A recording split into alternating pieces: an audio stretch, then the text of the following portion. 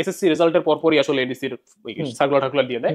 আপনার রেজাল্ট তো ভাই সেরকম ছিল নাকি? না, রেজাল্ট খুব একটা ভালো হয় নাই, মানে আমার স্কেলে হয় নাই। গোল্ডেন পাইছিলাম, জিপি 5 পাইছিলাম, কিন্তু আমার হলো আবার বাংলা দ্বিতীয় পত্রে 12টা এমসিকিউ ভুল ছিল। আচ্ছা আচ্ছা। শুধু এই একটা সাবজেক্ট খারাপ হয়েছে, বাকি সব করা রেজাল্ট ছিল আর কি। তারপর গোল্ডেন প্লাস ছিল। হ্যাঁ, তারপর গোল্ডেন ছিল। তারপর তো সার্কুলার দিল, হ্যাঁ। তারপরে হচ্ছে পরীক্ষা দিতে আসলেন হুম। এনডিসি। তো সেই গল্পটা একটু শুনতে চাই যে পরীক্ষা দিতে আসলেন তো কেমন লাগলো, কি ওই কি হলো? ওই সময়টাতে আসলে আমি হলো জিম তখন আরো সিভিয়ার লেভেলে শুরু করছি। তো তখন হলো আমার ওই 100 কেজি দিয়ে স্কোয়াট মারতে যায় বাম পায়ের এসিএল ছিঁড়ে গেছিল পুরাটা। হ্যাঁ, বা পুরা না, পুরা হলে তো ল্যাংড়া হয়ে যেতাম, পার্সিয়াল টিয়ার ছিল আর কি, ল্যাংড়া ছিলাম ফুল।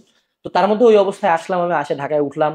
উঠার পরে মনে করো শেফ টেফ করে কঠিন ফর্মাল ইস্ত্রি করা কাপড়, তারপরে আমার প্রায়, আমি তো মানে আল্লাহ দুনিয়ার সব অলিম্পিয়াড দিছি, 100 150 200 সার্টিফিকেট একসাথে নিয়ে আসছি যে আরে মুই কি হুমিরে এবার কে ঠেকায়।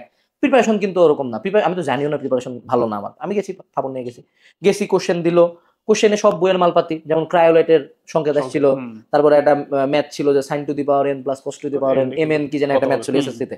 হ্যাঁ, ওই ম্যাথ আসছে, সব জানা জিনিসপাতি। কিন্তু আমি এমনই ডিস্ট্রাক্টেড ছিলাম, কারণ এটা ইউজ টু না, এত ছোট জায়গায় ম্যাথ করে ইউজ টু না, এত কম সময় ম্যাথ করে ইউজ টু না। আমি একবার শুনি এমসিকিউ আসবে, একবার শুনি এসিকিউ আসবে, একবার শুনি রিটেন আসবে, আলটিমেটলি যে কোনোটাই আসতে পারে, এটা তো আমরা কেউ কয় না, যে কোনোটাই আসতে পারে, ইভেন দুইটার মিক্স আসতে পারে, ইভেন তিনটারও মিক্স আসতে পারে। আমি তো এটার জন্য রেডি ছিলাম না।